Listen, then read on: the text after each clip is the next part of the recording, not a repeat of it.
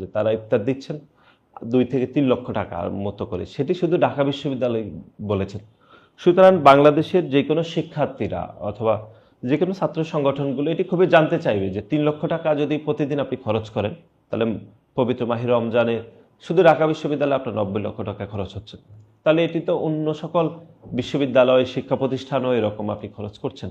সুতরাং এই মাত্রাটা বা এই অঙ্কটা তো অনেক বেশি হয়ে যাবে বা কোটি কোটি সংখ্যা হবে।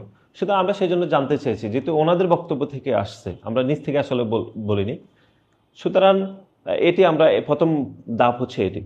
আর দ্বিতীয় হচ্ছে, আপনি জিজ্ঞেস করেছিলেন যে বাংলাদেশ জাতীয়তাবাদী ছাত্রদলের আয়ের উৎস। দেখুন, আমি যেটি বলছি সেটি হচ্ছে ছাত্রদল, বিএনপি সহযোগী সংগঠন। আমাদের প্রোগ্রামগুলো আসলে 2 ধাপে হয়ে থাকে। একটি হচ্ছে আমাদের কিছু প্রোগ্রাম আপনি জানেন যে অংশীদারিত্বের ভিত্তিতে, অর্থাৎ বিএনপি যে প্রোগ্রাম সেগুলো ছাত্রদল সহ আমাদের অন্য সহযোগী সংগঠনগুলো সেখানে অংশগ্রহণ করে। সুতরাং সেখানে বিএনপির পক্ষ থেকে এক ধরনের পার্টিসিপেশন থাকে, এটি গোপন কিছু নেই, এটি প্রকাশ্যে আমাদের হয়ে থাকে। এর বাইরে আমাদের যে প্রোগ্রামগুলো হয়ে থাকে খুবই স্বল্প পরিসরে, আমাদের আর্থিক যে বিষয়গুলো সেগুলো আমাদের সাবেক ছাত্রদলের নেতৃবৃন্দরা অথবা সাবেক ছাত্রদলের যে সকল বড় ভাইরা বিভিন্ন পর্যায়ের দায়িত্বে রয়েছেন, চাকরি করেন, ব্যবসা করেন, তারা সেখান থেকে সামান্য পরিসরে দিয়ে থাকেন। সেভাবে আমাদের প্রোগ্রামগুলো সেট করা হয়। এটি হচ্ছে প্রোগ্রাম কেন্দ্রিক। কিন্তু আপনি যে আয়ের বিষয়টি বলেছেন, বাংলাদেশ জাতীয়তাবাদী ছাত্রদলের আসলে হচ্ছে সেভাবে কোনো আয় নেই। সুতরাং আয় যদি না থাকে তাহলে উৎস বিষয়টা খুব বেশি প্রাসঙ্গিক বলে আমরা মনে করছি না।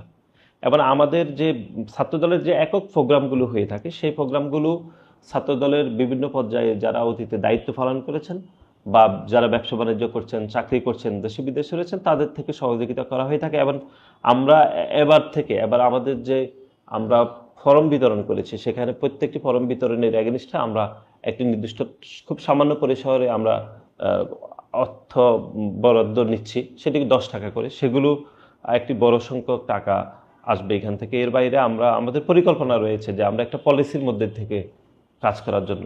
সুতরাং একদম যদি সহজ করে বলি, তাহলে বাংলাদেশ জাতীয়তাবাদী ছাত্রদলের কোনো নিজস্ব আইনি, সুতরাং উৎস জানার কোনো বিষয় প্রাসঙ্গিক না।